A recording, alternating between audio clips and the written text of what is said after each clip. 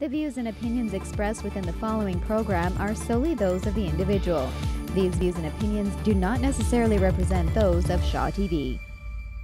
Hey Calgary, it's great to be back for another season. I'm Kevin Chorney and this is Calgary Now. Today's Thursday, October 18th, and tonight we're talking car sharing in Calgary. Season 3 starts right now.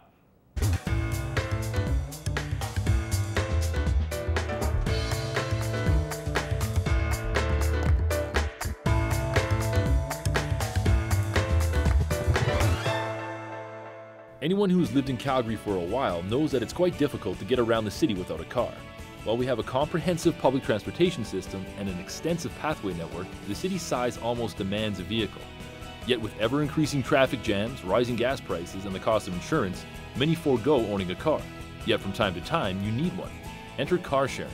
Calgary now has car share companies offering a range of vehicles from smart cars to minivans, but are limited to neighborhoods close to the core. Will car sharing have an impact on the way Calgarians get from point A to B? Or will our oil-rich city maintain its notoriety of having one of the highest vehicles per capita status? Car sharing in our city has proven a successful experiment, so much so in fact that the programs are now on the grow. If you're not familiar with the phenomenon, a very brief synopsis is this. You provide a clean driver's abstract, obtain a membership complete with an RFID card to unlock the vehicle, utilize a PIN or a logbook to record your time for billing, and boom! A fleet of GPS-tracked vehicles within the city's core is at your disposal. Now, depending on which company you go with, you can reserve your vehicle ahead of time, or you can just stroll on up to a vehicle not in use and hop in. Claims have been made that these services are beneficial to the environment, will save you money, and are a more practical means of transportation than taxis or conventional rental services. We'll explore all the hype in just a minute here.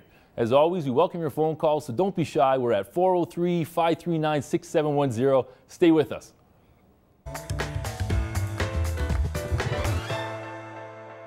I think Car2Go is a really super convenient, great idea. It's great for students, anyone who wants easy access within the city. At the same time though, we do have to keep in mind the safety issues. Those individuals who have been drinking, it's obviously accessible to everyone and anyone, so we must keep that in mind. You know what, I'm a big fan of it. Quite honestly, it saves on all the parking, above ground parking downtown and in lots of other areas. It promotes an environmental friendliness. It's super convenient, super easy to use for people that have transit but don't want to take their own car downtown. If they have running around to do, they can just easily tap their credit card on, take off and go. There's not really a big fiscal responsibility. Super fun. Welcome back. Joining me tonight are 3 carless Calgarians. We've got Peter Trombrowski, a local filmmaker who will be shooting a documentary about being carless in Calgary. Tracy Braun from Car Share Calgary, and Doug Springer, a proud Car2Go user. Folks, thanks a lot for being here. Thank you. Peter, why don't you briefly tell us about yourself? I'm an independent filmmaker. I have been car independent for 14 years. Most of them I rely on either renting a car from like enterprise or budget. Sure. And now with car sharing in form of Car2Go, making it more convenient for me to get to a car sharing car. Sure. I have been experimenting with that for the past few days actually. And also your documentary about the city as well. I want to hear more about that. I created 3 short documentaries that deal with carlessness or car independence. But now I'm venturing into a feature-length documentary that has 4 households without a vehicle for a week. Wow, I'm surprised you could find 4 households without a vehicle. We thought it would be easier. The response is pretty good. We found 2 families or 2 households that are willing to participate. Yeah. And we continue to, we extend our casting call and we continue to look for families. Well, this will probably help the cause, let's hope, right? Hopefully. Tracy, how about yourself? I'm the board of Calgary Car Share. I've been a member for 4.5 years, although I've known about the car share since it started in 1999. And I'm also on the board of the Federation of Canadian Car Sharing Cooperatives that works across Canada to support car sharing co-ops like ours. All about sharing the cars. All about it. To the bone, that's great. Yeah. And Doug, yourself? I'm a government employee. I do IT for AHS. I'm also a photographer. I haven't owned a car for 8 years. Normally, I live in Mission, so kind of centrally located, so I have been doing a lot of walking. Not as much since Car2Go, but walking in transit, you know. But ever since Car2Go's come online, I found myself a lot more mobile. Yeah, and I think a lot of people would agree with that. Now Tracy, I want to hear a bit more about Calgary Car Share. How exactly does the process work? I mean, you don't have to give me the full details, but brief synopsis. Well, the basic idea is that you can share a car and save with us. Yeah. So you go through a membership process. You have to do, as was said, a driver's abstract. There's a membership fee to join, but it's a refundable damage deposit. So if you do leave the co-op, you can take it with you. And as a nonprofit co-op, you are a member and able to engage in the decisions that we make in the community. So our car share is really about connecting you with your community and connecting you with options, because we have vehicles all the way from a small Yaris up to a minivan, and you can make a decision about what you need to use when. See, that's fascinating. So it's more of, it's not so much a business as it is, you kind of listen to the users, then make decisions. Well, and in any business, we would listen to the users, right? You'd hope. You would Depending on hope. who you talk to, I suppose. You would hope, yes. Yep. So yeah, our goal is to make sure that we're responsive to our membership. And so when we see more members in an area, we do bring in more vehicles. We do respond to the need. If we find we need another minivan, for example, we would bring one online. So here's what's fascinating about the whole premise for me. Calgary, a city in Canada, I think we have more cars per capita than any other city in Canada. Why are these programs so popular here? I'll throw that out to anybody, really. Doug, what do you think? For me, it's got a lot to do with the expense of owning a car. I enjoy going to concerts. I shoot a lot of live music, so I go to a lot of concerts and obviously spend money on camera gear. There's things that I would rather spend money on than owning a car. You're looking at, you know, between insurance, gas, maintenance, a car payment if you buy a new one, or repairs if you buy a semi-clunker, you're looking at $500 to $700 a month. That's a lot of other things I could be doing with that money. It's true. What about the urban sprawl aspect? You know, the fact that is transit that bad, or is it, you know, is it? We were discussing this earlier. Yeah, it really is. If you're, especially in the outlying areas, you know, like my kids used to live in Royal Oak, and it was a ridiculous transit kerfuffle to get down to work, you know, because you're looking at one bus every 20 to 25 minutes in rush hour, or 40 minutes when it's not rush hour. You know, bus drivers seem to think schedules are a joke, and then you connect to a C-train station, then it's a 40-minute ride to downtown, something like that. You know, you're talking about it's just really inconvenient in the outlying areas. I live in Mission, so sure, it's easy for me to jump on a bus and get places. But if I want to go to IKEA, you know, well, it's a train to Chinook. Saturday, right? It's a train to Chinook, and it's the circle route to Deerfoot Meadows, and that runs once every 35 minutes. No, so not feasible. No, makes sense. Makes sense. We find that a lot of our members do use the vehicles for exactly that, for going to visit family in outlying areas, to go to IKEA, to do one big shopping trip to Costco, those sorts of things.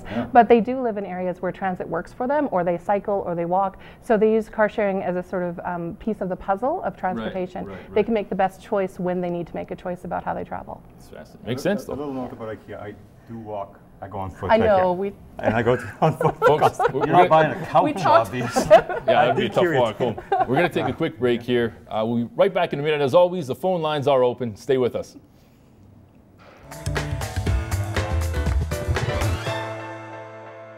I think Car2Go is a great idea for the social responsibility, the environmental responsibility of all people. However, as a driver myself, I disagree with the fact that there's so many extra cars on the road, and I go downtown all the time. And for those extra cars to be taking up 300 extra some odd parking spaces that I could possibly park in is a really, really, really big inconvenience to me. I think Car2Go is a novelty thing. I don't know that it would help Calgarians as much, maybe tourists a lot.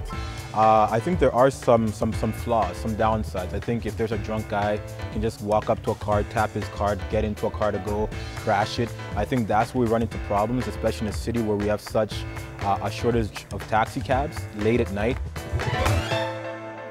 Hey, welcome back. Tonight we're discussing car sharing in Calgary. Do you use the service?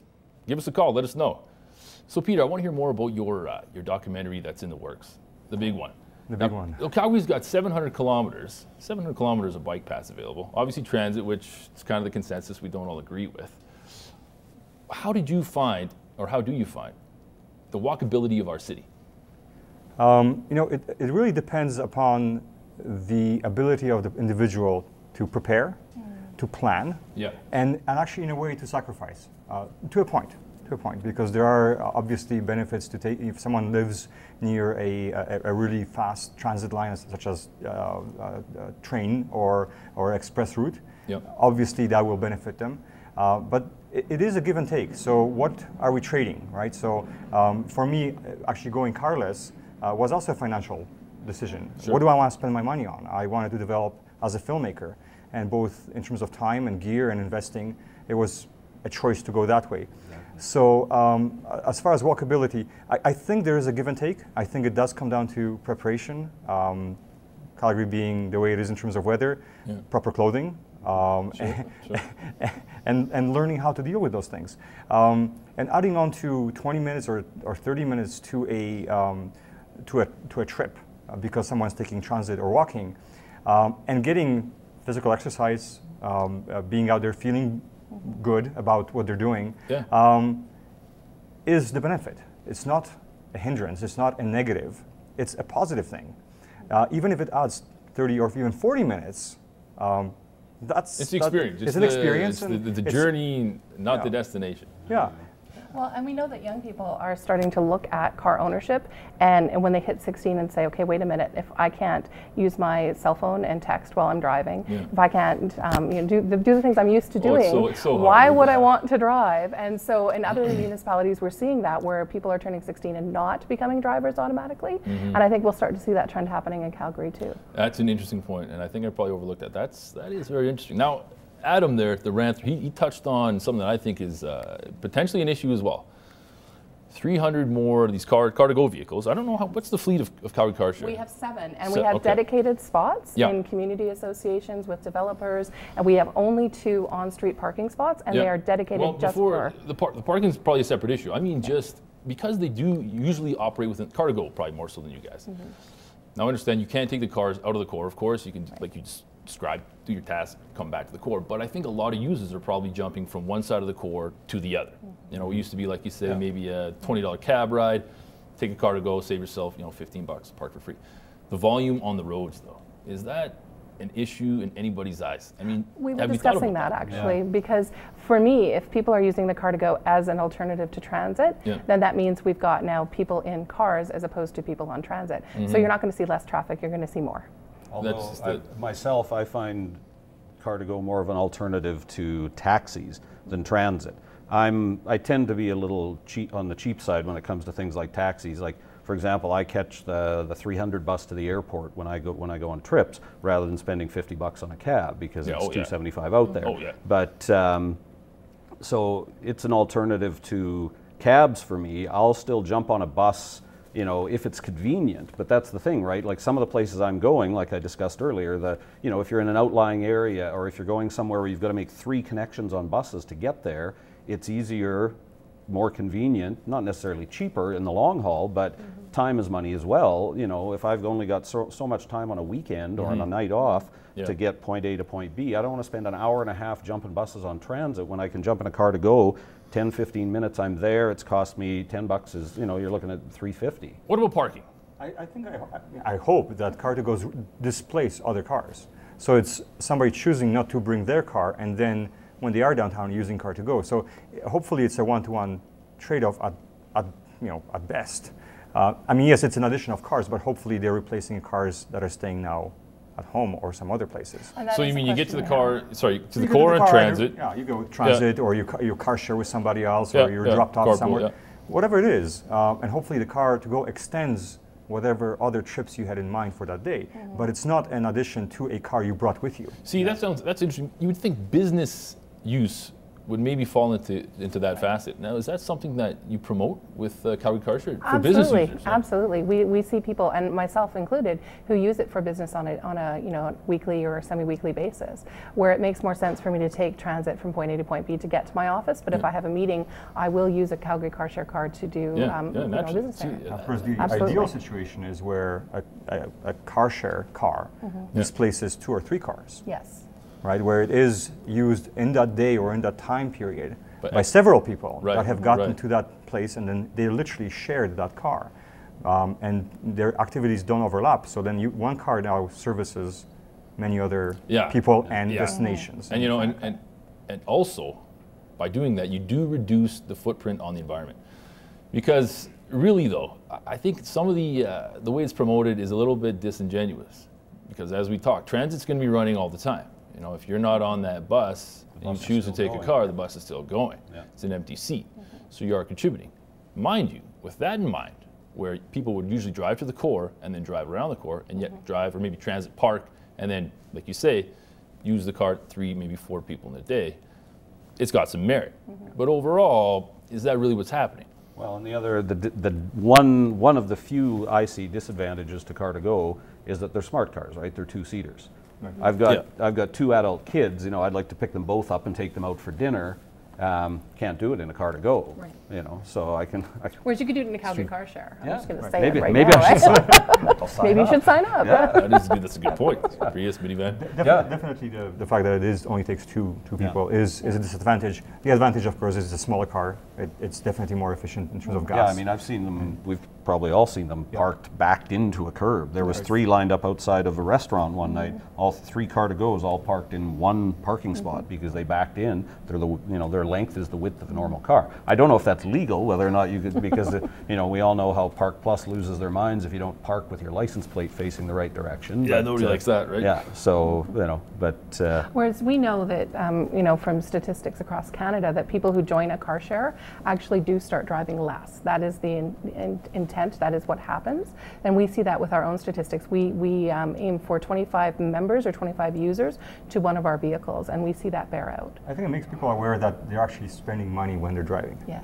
So the connection between money coming out of our wallets is very much tangible, whereas with vehicle ownership, it's kind of given. I have this vehicle, so I might as well use it. But you pay insurance in the beginning of the month. But here, money's worth per use, right? And don't have a choice. It's kind of like a DVD. If you take it out, when you used to run DVDs, you take it out and go, do I want to keep it for a week, or am I done with it and returning it after a day? Well, that's the same thing, right? So if I don't really like that movie, then I'm fine paying my $4. Yeah. Right.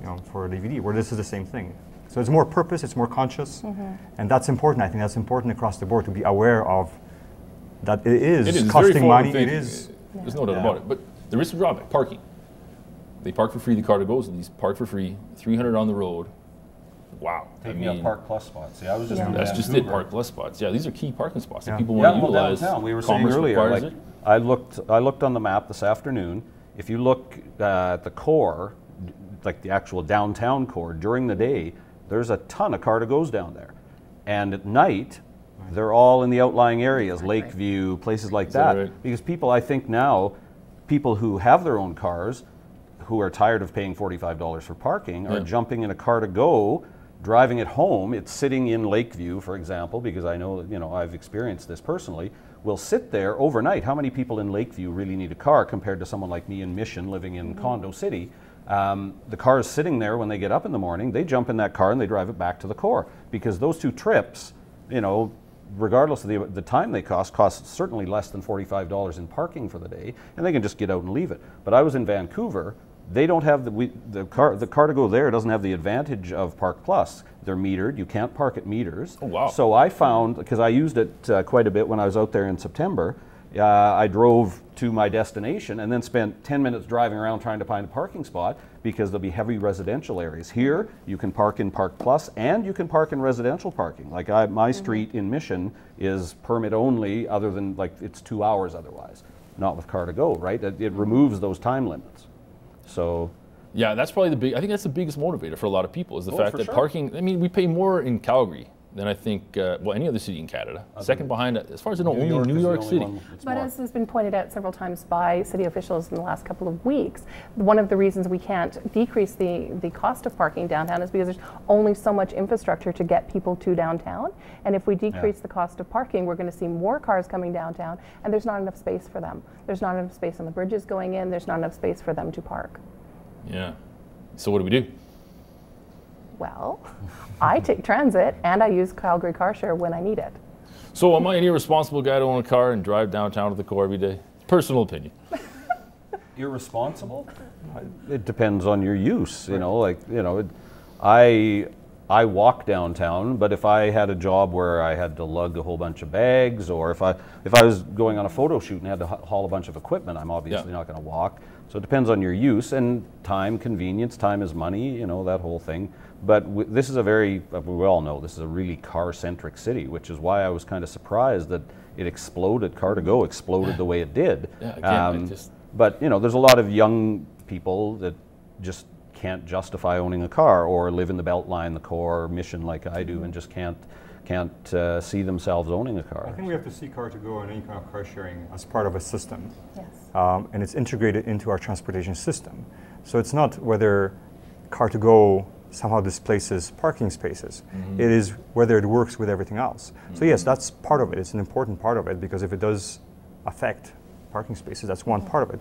But it is part of extending our transit trips or walking trips or whatever it is. So is that the future of these programs, in conjunction with Car2Go, Calgary Car Share? So you'll see lots designated for these vehicles near C-train stations, big bus That'd be depots. fantastic. Wouldn't it though? I think that makes a lot of sense. Yeah, because one of the issues with Car2Go is, you know, for example, if you were to get on a train and go to somewhere hoping to get in a Car2Go, you've got to either look at the map, the phone app ahead of time, or reserve one, hope that there's going to be one within where you're going to end up, or you've got to just, you know, spin the wheel and take the chance, which is most of the time what I do. But I'm usually going somewhere where I don't mind. If I end up walking for half an hour instead of driving Car2Go, I don't mind. Unless it's minus 30. Well, that's why you got to lean on Calgary Car Share. You can reserve it. Exactly. Right? And you can reserve up to a year in advance. A year? Yes. Wow. So I now go who's every planning month. themselves out to them? Okay, That's I incredible. am, but that's just Wow. me. But I do. Again, I'm a single mother, so I have to plan ahead. I have to know what my child is going to be doing. So it was, you know, planning for those soccer games, planning for the meetings that I have to go to. Sure. So every month I would go and reserve what I needed, and so I knew that I'd have a vehicle when I needed it. Yeah. Very practical. Okay, folks, we're going to take a quick break. Stay with us.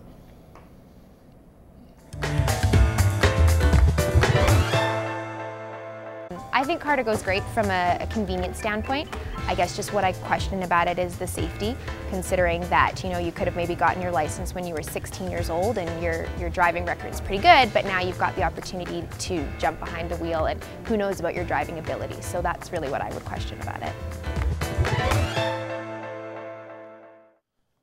Hey folks, welcome back. We're talking Calgary Car Share, Car2Go, basically car sharing and living in the city without a car tonight.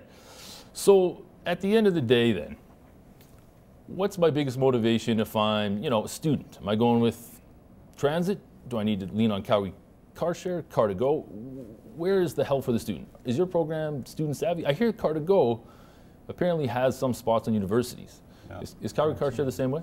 No, but we do have an agreement coming with a developer near the university, and we're also going to be lowering our entrance age starting in January to 21. So students would be able to use it more effectively. Sorry, go ahead, Peter. I think the way to look at it is not to see one thing better than the other. It should be something that, you know, or one system against the other. It should be a choice in terms of variety of transportation methods. And also a certain flexibility. We cannot just say, oh, you know, it should be Car2Go, or it should be car share, or should be, or this against that. No, it is a variety, and they should be integrated together. And it can be a very personal integration. So somebody, like you said, you can go, you know, where there might be a Car2Go, and if not, I'll walk. That is the kind of flexibility that we should be relying on. Therefore, we are prepared to, you know, figure out trip planning with Calgary Transit, or see if there's a Car2Go, or car share with somebody, or carpool. And I'm curious though, if that's even on the floor of Calgary City Council, you know, working in conjunction with the car sharing companies and transit like we discussed. And if not, maybe, you know, it's clearly something that should be, that's what the documentary should be about. Well, and we have members of Calgary Car Share who do get involved with things like Transit Camp and the Route Ahead. We send out information about that, and we know that our members are engaged in making transit more effective, and also working with the bike lobby, different bike groups. You now can actually get a benefit if you join Bike Calgary and then join Calgary Car Share. So we're, again, community oriented. We want different modes of transportation to work together. Is it time to have the pickup spots, drop-off spots outside the core? I think it is. I think it's time to expanding the Car2Go home area? Absolutely. Well, like I was saying earlier, right now we've got in the evenings, like right now probably, if you looked at the map, you're going to see a lot of cars in the outlying areas that are sitting there unused for the most part, because I can't, you know, I'm not going to go to Lakeview to pick up a car. No. If it expands even further, you've amplified that problem. So now you've got, out of the 300 cars potentially that are coming online, I think there's maybe 200 right now, there could be 150 of those sitting in the outlying areas that are not that accessible to the density, the higher density of people that really want to use them. You know, in the evenings I see, you know, a lot of it's short-term trips. I've seen people talking about how they take them to the bar and then cab it home. You know, they were... Well, that doesn't work for anybody, because everyone coming out of that bar shouldn't be driving to begin with. No, but that's what I'm saying though. They car to go it to the bar and then jump in a cab. The car to go, you know, sits down there. But so if the home area gets expanded, as convenient as that would be to the 10% of the users, it's the 90% that are in the Beltline and the core and in, you know, closer in, that really make use of the cars. Those things sit out there, you know, for the entire night, sometimes a day and a half. Yeah, you make a valid point. You know, my cousin that I stay with in Vancouver lives in a fairly upscale area. I use the car to go a lot. I parked it in front of his house on Sunday night, and that car sat there till Tuesday at noon when I used it to go to the airport. 2.5 days, and that car never moved, because it's an area similar to Mount Royal. Like, how many people in Mount Royal are going to use car to go? They're not. Now, that's a closer in area, so someone could walk and get one. But, you know, if you have a, you know, like Springbank and Springbank Slopes and Elbow Valley out there, if they expand it out there, first off, who's going to use it? Secondly, they're going to sit there forever. So that's a good point. Guys, this is the fun part of the show. We're going to wrap things up now. And this is what we call our random question wrap-up. Now, I've got no idea what's in these envelopes. There's a series of questions. I'll let you do the honors, Tracy. Okay. Again, it's very random. Oh dear. I'll read the question. We can all just weigh in real quick here. So our first question. Oh, it's an important one. Halloween plans. What are you dressing up as?